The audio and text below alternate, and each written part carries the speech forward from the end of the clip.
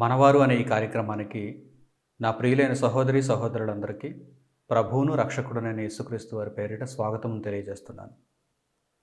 ప్రియులైనటువంటి దేవుని వారలారా, పరిశుద్ధ గ్రంథంలో వెయ్యేండ్ల పరిపాలన, వెయ్యేండ్ల శిక్ష, దీనిని గూర్చినటువంటి ఒక అద్భుతమైన వాక్య భాగం మనకు కనిపిస్తుంది.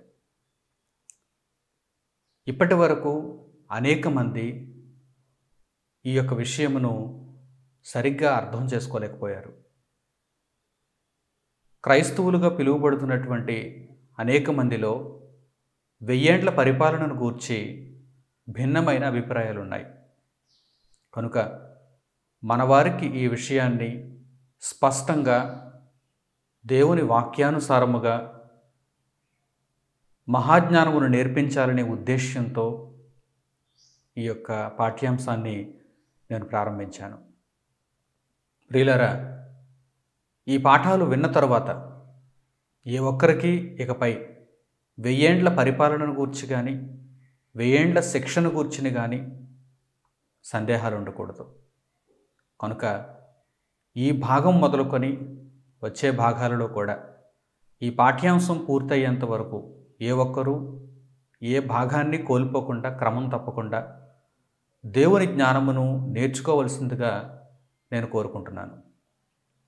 ఇక మీకు తెలియజేస్తున్నటువంటి మరో చక్కని విషయం ఏంటంటే, మీకు ఎక్కడ అర్థం కాకపోయినా, ఎందుకంటే ఒకే స్థాయిలో అందరూ అర్థం చేసుకుంటారని మనం చెప్పలేం.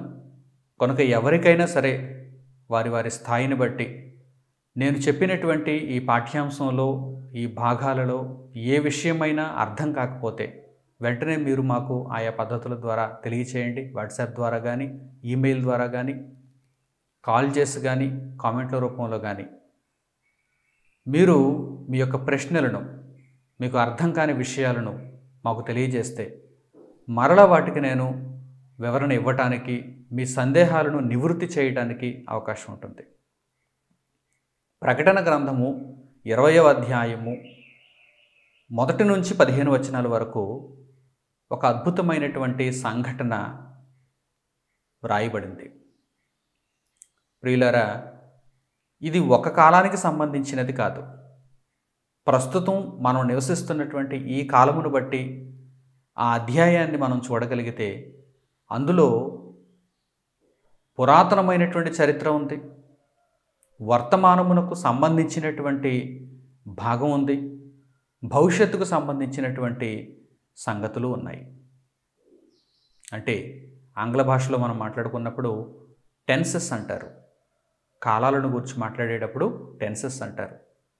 వాక్యములను మనం మాట్లాడుతున్నప్పుడు, ఫ్రేమ్ చేస్తున్నప్పుడు అది పాస్ట్ టెన్స్లో ఉందా, ప్రెజెంట్ టెన్స్లో ఉందా, ఫ్యూచర్ టెన్స్లో ఉందా అనేది మనం చూస్తూ ఉంటాం. యోహాను గారు ప్రకటన గ్రంథంలో పరిశుద్ధాత్మ ప్రేరణ చేత దేవుని యొక్క వాక్యమును వ్రాస్తున్నప్పుడు పూర్వ చరిత్రకు సంబంధించినటువంటి సంగతులు రాశారు, వర్తమానమునకు సంబంధించినటువంటి సంగతులను రాశారు, భవిష్యత్ కాలంలో జరగబోయే సంగతులను గురించి కూడా రాశారు. ప్రకటన గ్రంథము ప్రాముఖ్యంగా భవిష్యత్తును గూర్చి వివరిస్తున్న, వర్తమానమును గూర్చి కూడా వ్రాయబడింది, అలాగే పూర్వ చరిత్రను గూర్చి కూడా వ్రాయబడింది. అంటే ప్రకటన గ్రంథంలో భూతకాల, వర్తమానకాల, భవిష్యత్ కాల సంగతులు ఉన్నాయి. ముఖ్యంగా ఈ 20వ అధ్యాయంలో ఈ 3 కాలాలకు సంబంధించిన సంగతులు మనకు కనిపిస్తున్నాయి. ప్రకటన గ్రంథము 20వ అధ్యాయము 1వ వచనం నుండి 3వ వచనం వరకు ఈ భాగంలో నేను చర్చిస్తాను, ఎందుకంటే అదొక ప్రధానమైనటువంటి విషయం. ప్రకటన గ్రంథము 20వ అధ్యాయము మొదటి 3 వచనాలు ఈ భాగంలో మనం నేర్చుకోబోతున్నాం. ఈ 3 వచనాలు కూడా పురాతన చరిత్రకు సంబంధించినవి. అంటే గడిచిపోయినటువంటి చరిత్ర, గడిచిపోయినటువంటి సంగతి, సంఘటన, దీనిని గూర్చి వ్రాయబడినటువంటి మాటలవి. యోహాను గారు గడిచిపోయినది, వర్తమానంలో జరుగుచున్నది, భవిష్యత్తులో జరగబోయేది దర్శనంలో చూసి రాస్తున్నారు. ప్రస్తుతం మనకు జరిగిపోయినట్టుగా ఉన్న సంగతి, ప్రస్తుతం మనకు వర్తమానంలో ఉన్నట్టుగా ఉన్న సంగతి, ప్రస్తుతం మనకు భవిష్యత్తులో జరగబోయేది అన్నట్టుగా ఉన్న చరిత్ర. దానిని ఈ 3 కాలాలకు సంబంధించినటువంటి ఈ విషయాలను యోహాను గారు పరిశుద్ధాత్మ ప్రేరణ చేత, ఆ సహాయము చేత, దేవుని బలము చేత ఆత్మవశుడై దర్శనమందు దేవుడు ప్రకటింపచేయుచున్నటువంటి విషయాలను చూస్తూ గ్రంథస్థం చేస్తున్నారు. కనుక ఈ విషయాలను అర్థం చేసుకోవటానికి కాసింత ఓపిక, అలాగే దేవుని జ్ఞానము నేర్చుకోవాలనేటువంటి పట్టుదల మనకు ఉండాలి. లేని పక్షంలో ఈ విషయాలు అంత తేలిగ్గా అర్థం కావు. సహజంగా పరిశుద్ధ గ్రంథంలో అన్ని వచనాలు ఒకే విధంగా ఒకే స్థాయిలో అర్థం చేసుకోవటానికి వీలు పడదు. కొన్ని వచనాలు పైపైన మనం చూచినప్పుడు లోక సంబంధమైనటువంటి జ్ఞానం మనకు కాస్త ఉంటే, మనం కాస్త విజ్ఞతతో ఆలోచన చేస్తే సులువుగా అర్థమవుతాయి. మరికొన్ని విషయాలు లోతులకు వెళితే తప్ప, ఎంతో సాధన చేస్తే తప్ప, పట్టుదలతో ఉంటే తప్ప అవి అర్థం కావు. అన్ని సంగతులు ఒకేలా మనకు అర్థం కావు. కనుక గ్రహించుటకు కష్టమైన సంగతులు ఉన్నాయి, తేలికగా సులభంగా మనకు అర్థమయ్యే సంగతులు కూడా ఉన్నాయి. గ్రహించుటకు కష్టమైన సంగతులలో ఇది ఒకానొక పాఠ్యాంశం. ఎలా చెప్పగలం అంటే, నేటికి కూడా క్రైస్తవ ప్రపంచంలో 1000 ఏండ్ల పరిపాలన, 1000 ఏండ్ల శిక్షలను గూర్చి సరైనటువంటి అవగాహన, అభిప్రాయం, వివేచన ఎవరికీ లేదు. వారి అభిప్రాయాలను వారు చెబుతున్నారు. వారికి అర్థమైనట్టుగా వారు నేర్చుకొని, వారికి తోచినట్టుగా వారు సమాధానాలు చెబుతున్నారు. ప్రియులారా, అందుకే విశ్లేషణతో కూడిన జ్ఞానమును మీరు నేర్చుకోవాలి. మీరు దేవుని వాక్యాన్ని విన్నప్పుడు ఇది సత్యము అని నిర్ధారించుకునేటట్టుగా మీరు వినాలి. అంతే తప్ప సందేహాలను పుట్టించేటట్టుగా మీరు వినకూడదు. అంటే నేను విన్న జ్ఞానం నాకే సందేహాలను పుట్టించింది, నాకే చాలా అర్థం కాని సంగతులు ఇందులో ఉన్నాయి, కానీ సరిపెట్టుకుంటున్నాను అనేటువంటి పద్ధతిలో మీరు ఉండకూడదు. పూర్తిగా నిర్ధారణతో కూడి మీరు దేవుని జ్ఞానాన్ని నేర్చుకోవాలి. 1000 ఏండ్ల పరిపాలన, 1000 ఏండ్ల శిక్ష. ప్రకటన గ్రంథములో 20వ అధ్యాయం 1వ వచనం నుంచి ప్రారంభమైనటువంటి ఈ సందర్భం భూత, వర్తమాన, భవిష్యత్ కాలాలకు సంబంధించినటువంటి సందర్భం. అసలు ప్రకటన గ్రంథంలో ఈ విషయాన్ని దేవుడు ఏ విధంగా వ్రాయించాడో, ఒక్కొక్క సంగతిని మనం ఎలా ఆలోచించాలో, నేర్చుకోవాలో ఈ పాఠంలో, ఉపోద్ఘాతంలో మొదటి 3 వచనాల యొక్క వివరణలో మీకు తెలియజేస్తాను. ఇక పరిశుద్ధ గ్రంథాన్ని మీరు తెరచి ప్రకటన గ్రంథము 20వ అధ్యాయము మొదటి 3 వచనాలను చూడండి. ప్రకటన గ్రంథము 20వ అధ్యాయము ప్రారంభపు 3 వచనాలు. మరియు పెద్ద సంఖ్యలను చేతపట్టుకొని అగాధము యొక్క తాళపు చెవిగల యొక్క దేవదూత పరలోకము నుండి దిగివచ్చుట చూచితిని. అతడు ఆది సర్పమును అనగా అపవాదియు సాతానును అను ఆ ఘటసర్పమును పట్టుకొని 1000 సంవత్సరములు వానిని బంధించి అగాధములో పడవేసి, ఆ 1000 సంవత్సరములు గడుచు వరకు ఇక జనములను మోసపరచకుండునట్లు అగాధమును మూసి దానికి ముద్ర వేసెను. అటు పిమ్మట వాడు కొంచెము కాలము విడిచిపెట్టబడవలెను. ప్రియులారా, ఒక ముఖ్యమైనటువంటి సంగతిని దేవాది దేవుడు మనుషులకు తెలియచేయాలనుకుంటున్నాడు.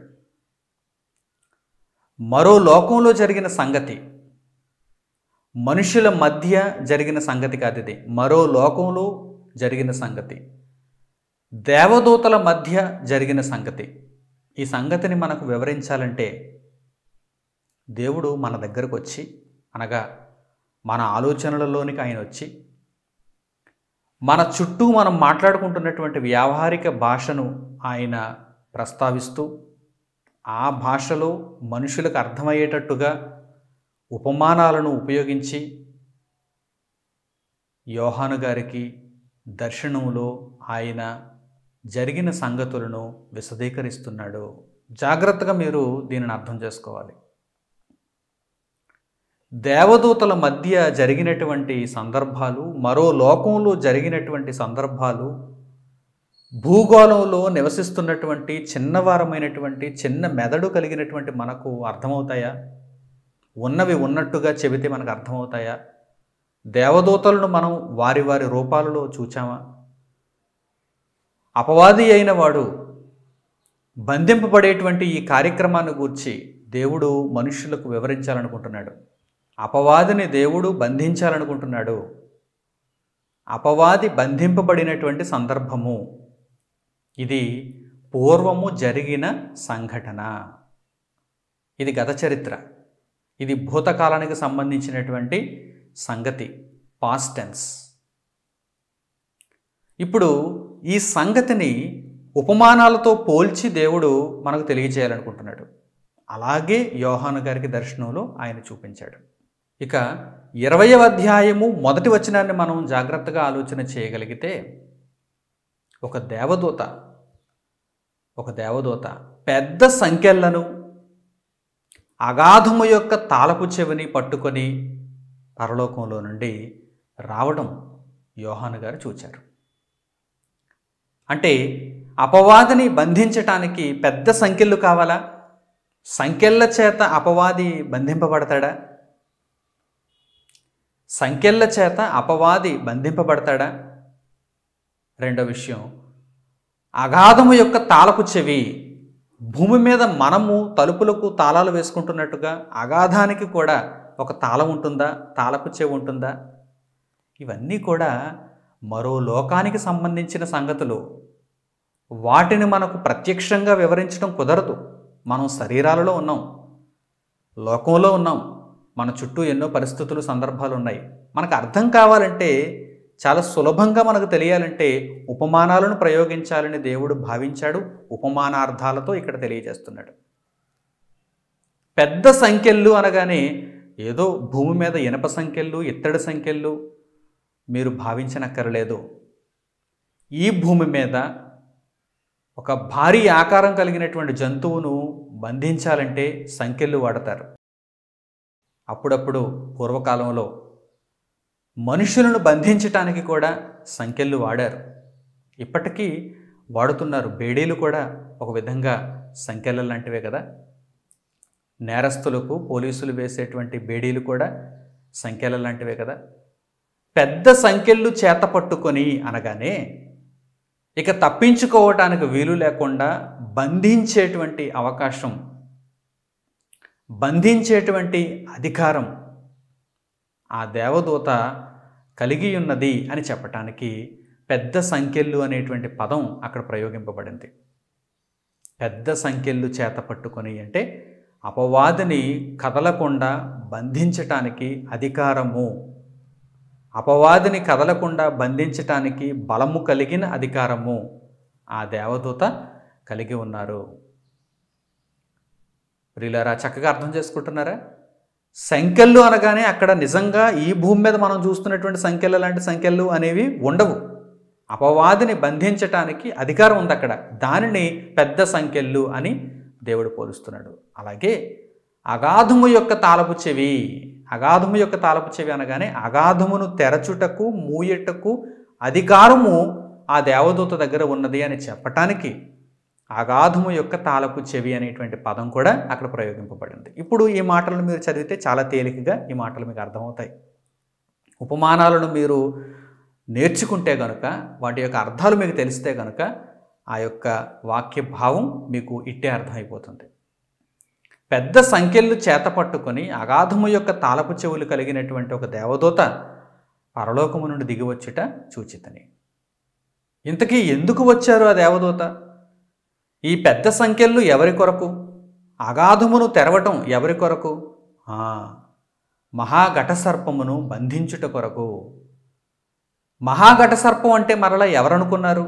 భూమి మీద ఉన్నటువంటి సర్పముల మాదిరిగా కడుపుతో ప్రాకేటువంటి సర్పముల వాటి యొక్క రాజు అనుకుంటున్నారా? వాటిలో పెద్దదనుకుంటున్నారా? మీకు అర్థం కావటానికి ఎవడైతే ఆదికాండము 3వ అధ్యాయము ప్రారంభం నుండి మీరు చదివినప్పుడు ఆదాము హవ్వలను మోసపరిచినట్టుగా ఉన్నాడో వాడే వీడు అని చెప్పటానికి మహాఘట సర్పము అనగా, పొరపాటు పడకండి, భూమి మీద ఉన్నటువంటి సర్పాలు అనుకోకండి, సర్పరాజు అనుకోకండి. ఈ భూమి మీద ఉన్నటువంటి సర్పాలన్నిటికీ ఎవడో ఒకటి రాజు ఉన్నాడేమో, పెద్ద సర్పం ఒకటి ఉందేమో, ముసలి సర్పం ఒకటి ఉందేమో. ఆ సర్పాన్ని బంధించడానికి పరలోకం నుండి దేవదూత పెద్ద సంఖ్యలు చేత పట్టుకుని అగాధము యొక్క తాళపు చెవి పట్టుకుని వచ్చిందేమో అనుకోకండి. వాడే వీడు, అపవాది అయిన వాడు, సాతాను అయిన వాడు వాడే. ఈరోజు మానవజాతి అంతటిని దేవునికి దూరం చేస్తున్నటువంటి వాడే వీడు. వీడిని బంధించటానికి పరలోకం నుండి ఒక దేవదూత రావటం, ఆ దేవదూత పెద్ద సంకెళ్ళను చేతపట్టుకొని రావటం, అగాధము యొక్క తాళపు చెవిని పట్టుకుని రావటం దర్శనమందు యోహాను గారు చూచారు. ఇప్పుడు మనం వాటిని ఎలా అర్థం చేసుకోవాలి? సంకెళ్ళు అనగా వాడిని బంధించే అధికారము అని, తాళపు చెవి అనగా అగాధమును తెరిచే మూసే అవకాశము అధికారము అని మనం తెలుసుకోవాలి. ఇంతకీ ఎవరిని బంధించటానికి? సాతానును బంధించటానికి, అపవాదిని బంధించటానికి దేవదూత పరలోకం నుండి దిగివచ్చాను. ఎంతవరకు బంధించటానికి? ఎంతవరకు బంధించటానికి? ఇక్కడ ఒక సంఖ్య ప్రయోగింపబడింది. 1000 సంవత్సరములు. 1000 ఏండ్లు అపవాది బంధింపబడాలి. 1000 ఏండ్లు అపవాది బంధింపబడాలి. అపవాది బంధింపబడిందంటే జనములు మోసగింపబడరు. అపవాది బంధింపబడిందంటే జనములు దేవుని నుండి దూరం కారు, దేవునికి దగ్గరగా ఉంటారు, దేవుని మార్గంలో ఉంటారు, దేవుడిచ్చిన ఆజ్ఞను పాటిస్తూ ఉంటారు. అపవాది విడిచిపెట్టబడితేనే జనములు మోసగింపబడతారు. ఈ విషయాలు అక్కడ మనకు కనిపిస్తున్నాయి. కనుక పరలోకము నుండి దిగివచ్చిన దేవదూత అపవాదిని బంధించింది. ఎంతకాలము? అపవాదిని బంధించిన కాలం ఎంత? 1000 సంవత్సరాలు అని మనకు అక్కడ కనిపిస్తుంది. సంకెళ్ళు అనగా మనం అర్థం చేసుకున్నాం. ఉపమానంలో చెప్పబడినటువంటి సంకెళ్ళు అంటే ఏంటో మనం అర్థం చేసుకున్నాం. బంధించే అధికారం. తాళపు చెవి అనగా మనం అర్థం చేసుకున్నాం. తెరచుటకు మూయుటకు కలిగిన అధికారం. 1000 సంవత్సరాలు అనగానే కూడా మనం అర్థం చేసుకోవాలని దేవుడు ఆశిస్తున్నాడు. కానీ అర్థం చేసుకోలేకపోతున్నారు ఈ మానవ జాతి.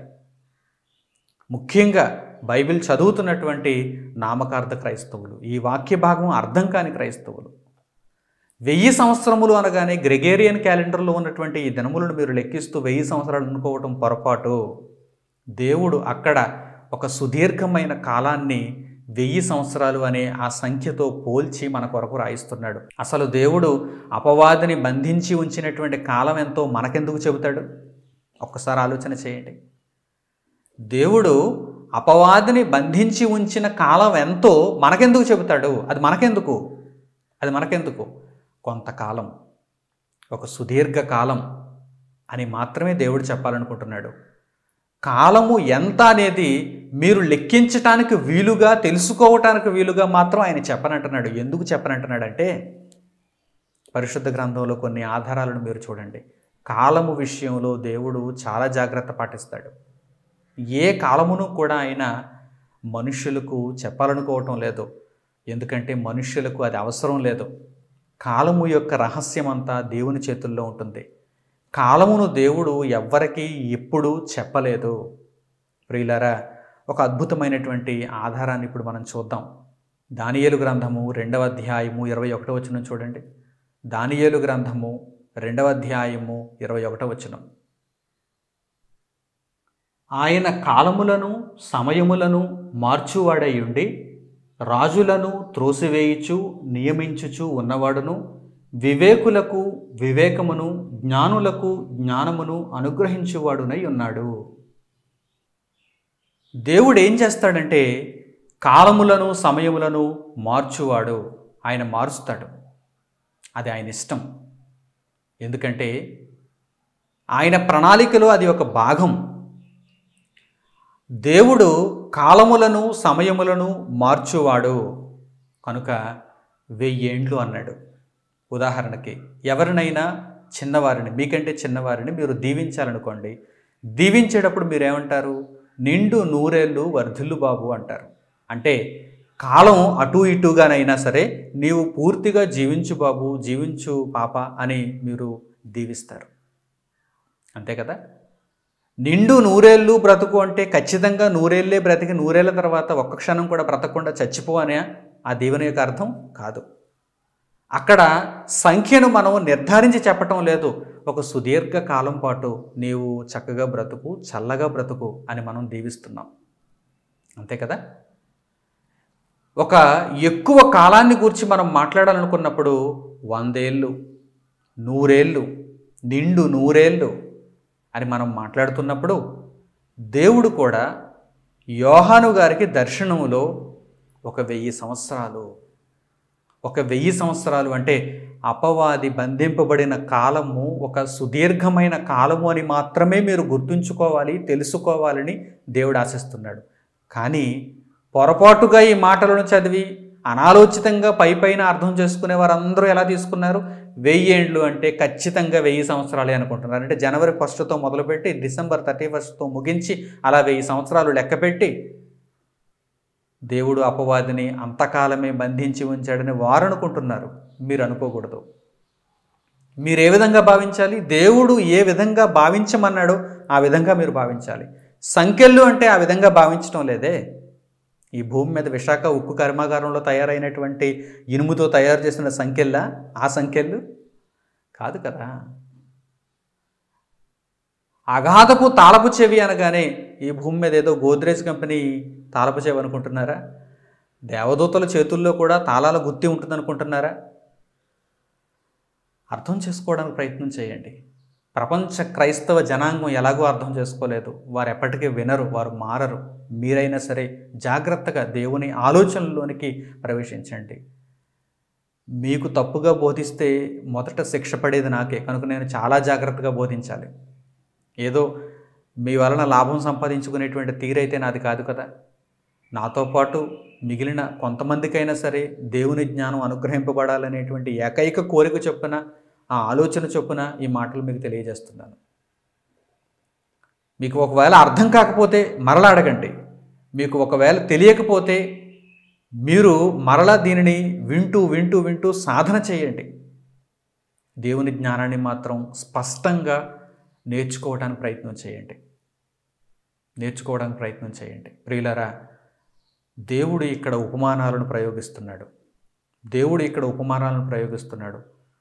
వేరే లోకానికి సంబంధించినటువంటి మాటలు, దేవదూతలకు మధ్య జరిగినటువంటి సంఘటనలు, వీటిని మనకు వివరించాలంటే దేవుడు ఉపమానాలను ప్రయోగించాలి.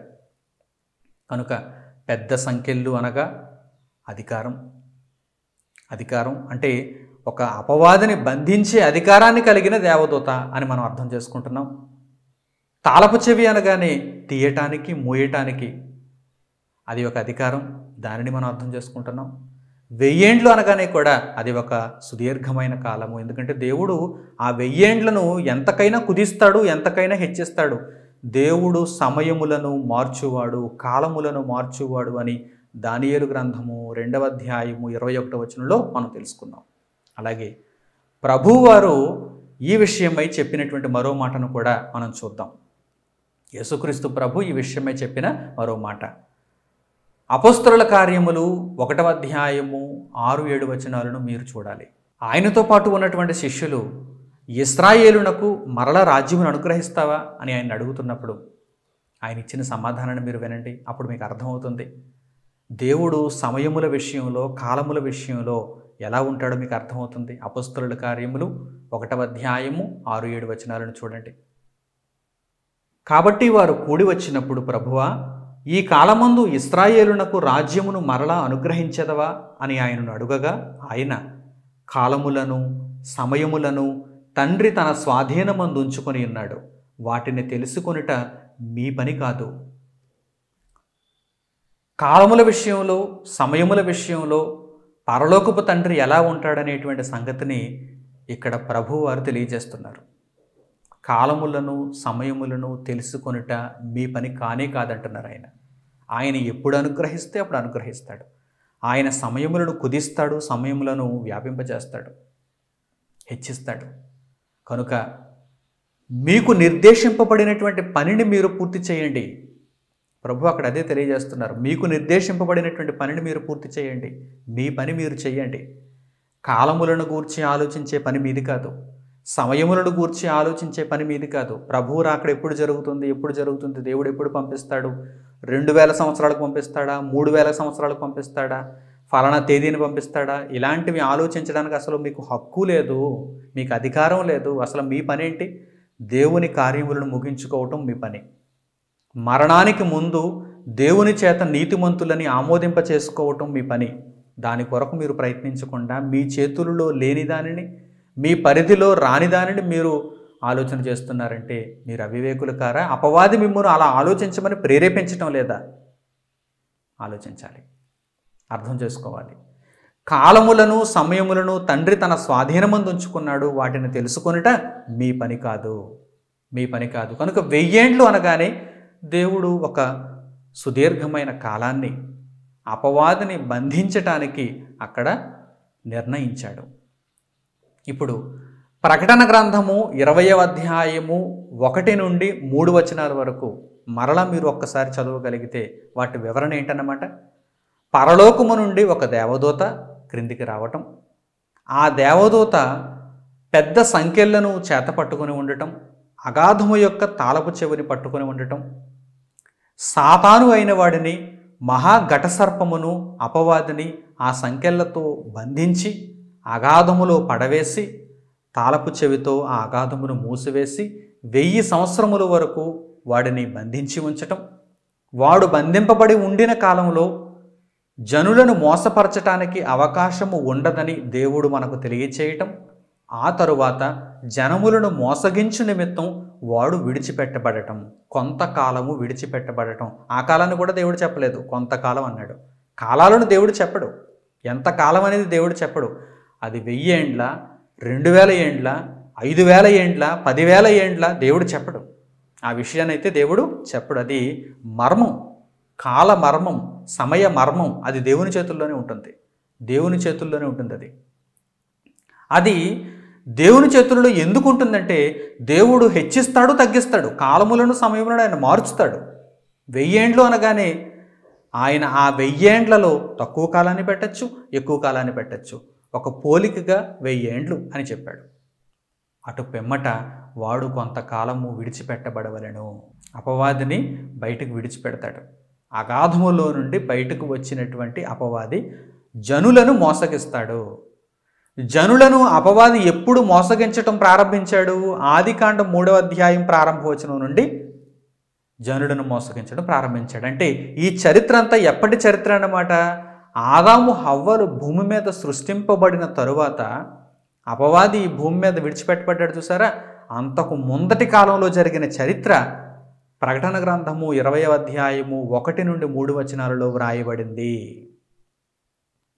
అప్పటి చరిత్రను దేవుడు ఉపమానాలతో యోహాను గారికి దర్శనంలో చూపిస్తూ నేడు మనకు గ్రంథం రూపంలో, వాక్య రూపంలో వివరిస్తున్నాడు. మీరు చక్కగా అర్థం చేసుకోవాలి. అపవాది భూమి మీద మనుష్యులు జీవిస్తున్న కాలంలో బంధింపబడి ఉన్నాడు అనుకోండి, వీరిని మోసగించడానికి వాడు ఉండడు. కనుక వీరు నీతిమంతులో కాదో దేవునికి ఎలా తెలుస్తుంది? పరీక్ష ఉండాలి కదా. ప్రతి మనిషికి దేవుడు భూమి మీద పరీక్ష పెడుతున్నాడు కదా. కనుక భూమి మీద మనిషి ఉన్నాడంటే అపవాది కూడా భూమి మీద ఉండటానికి దేవుడు ఆమోదిస్తున్నాడు. అపవాది ఉంటేనే మనిషి నీతిమంతుడో కాదో దేవునికి నిర్ధారణ అవుతుంది. పరీక్షలో వాడు గెలుపొందితే వాడు పరలోకానికి ఆమోదింపబడతాడు. కనుక ఆదాము హవ్వలు భూమి మీద ఎప్పుడైతే ప్రవేశపెట్టబడ్డారో అప్పుడు వాడికి విడుదల కలిగింది. అప్పటి వరకు 1000 ఏండ్లు వాడు బంధించి ఉంచబడ్డాడు. బంధించి ఉంచబడి ఉంచబడి ఉంచబడి బందీఖానాలో ఉండి ఉండి ఉండి ఒక్కసారిగా వాడు బయటకు వచ్చాడు. బయటకు వచ్చిన తర్వాత వాడు ఎలా ఉన్నాడు చూడండి. ఉగ్రరూపిగా ఉన్నాడు, కోపంతో ఉన్నాడు. ఆ ఏదెను తోటలోనికి వెళ్ళి వీరిని ఎలాగైనా సరే తీయని మాటలతో మోసగించి చంపి, ఆత్మీయంగా చంపి దేవుని నుండి వేరు చేయాలని శపథం పూనొచ్చాడు. అలాగే చేశాడు. నేటికి మానవ జాతిని అలాగే చేస్తున్నాడు కూడా. కనుక ప్రియులారా, ఈ విషయం మీద మీకు స్పష్టమైన అవగాహన కలిగిందని నేను భావిస్తున్నాను. రాబోయే పాఠాలలో ఇంకా చాలా విషయాలు దాగి ఉన్నాయి. వాటి నిమిత్తమైన సందేహాలు ఇప్పుడు మీకు వస్తే వాటిని తీర్చడానికి కుదరదు. వాటిని కూడా మీరు విన్న తర్వాత అప్పుడు మీకు సందేహాలు వస్తే అడగండి. ఈ 3 వచనాలలో ఒకవేళ మీకు ఏదైనా సందేహం ఉంటే కనుక మీరు అడగవచ్చు. తప్పకుండా మీరు అడిగి ఆ సందేహాలను నివృత్తి చేసుకోవచ్చు. అయితే మీకు అర్థమైతే కనుక చాలా సంతోషపడతారు. అర్థమైనటువంటి ఈ సంగతులను మీరు మీ హృదయంలో స్థిరంగా నాటనియ్యండి. వాటిని చెరుగుపోనివ్వకండి. మరలా అన్య బోధల చేత త్రిప్పబడకండి. దేవుని జ్ఞానమందు నిలిచి అనేక మందికి ఈ సత్యవాక్యమును పరిచయం చేయండి. అంతవరకు ప్రభు యొక్క కృపాక్షేమము మీ అందరికీ తోడై ఉండునుగాక. తండ్రి అయిన దేవునికి ప్రార్థనలు ఏకీభవించండి. మహోన్నతుడును మహాపరిశుద్ధుడనైన మా కన్న తండ్రి, మీరు అనుగ్రహించిన జ్ఞానము కొరకు మా హృదయపూర్వకమైన కృతజ్ఞతాస్తుతులు. నాయన, భూమి మీద మేము ఎన్నిక లేని వారమైనా మీ అమూల్యమైన శ్రేష్టమైన సంగతులను జ్ఞానముగా మాకు అందించి మమ్మల్ని జ్ఞాపకం చేసుకుంటున్నందుకు మీ కృతజ్ఞతలు తండ్రి. ఈ మాటల యందు దృష్టికి పెట్టిన వారమై, ఈ మాటలను వెంబడించే వారమై, ఈ మాటలలో ఉన్న సత్యమును గ్రహించి మా బ్రతుకులను చక్కదిద్దుకుని వారమై ఉండగలుగుటకు మీ కృపను మా ఎడల చూపమని మిమ్మల్ని కోరుకుంటూ, ఈ ప్రార్థనా మనవులను మా రక్షకుడును మీ ప్రియకుమారుడు నేను యేసుక్రీస్తు వారి పేరిట మిమ్మల్ని అడుగుచున్నాము తండ్రి. ఆమేన్. ప్రియులారా, మీరెంతవరకు మనవారు అనే కార్యక్రమంలో 1000 ఏండ్ల పరిపాలన, 1000 ఏండ్ల శిక్షణ గూర్చి మీరు వింటున్నారు. ఇది మొదటి భాగం. వచ్చే భాగాలలో మిగిలిన సంగతులను మీరు వినబోతున్నారు. క్రమం తప్పకుండా ఈ సంగతులన్నిటినీ మీరు విని నేర్చుకోవాలని మీకు తెలియజేస్తూ, ప్రతిరోజు యూట్యూబ్లో సాయంత్రం 7 గంటలకు ప్రసారం అవుతున్నటువంటి దేవుని వాక్యమును మీరు తప్పకుండా విని నేర్చుకోవాలని కోరుకుంటూ, అలాగే ఆదివారం ఉదయం 11 గంటలకు ఆత్మీయ ఆరాధన సందేశమును కూడా విని దేవుని జ్ఞానమును గ్రహించాలని మీకు తెలియజేస్తూ ఈ ప్రకటనలను ఇంతటితో ముగిస్తున్నాను. మన తండ్రైన దేవుని ప్రేమ, ఆయన కుమారుడైన యేసుక్రీస్తు వారి కృప, పరిశుద్ధాత్మ యొక్క అన్యోన్య సహవాసము మనందరికీ సదాకాలం తోడే నడిపించునుగాక. ఆమేన్. అందరికీ వందనములు. సెలవు.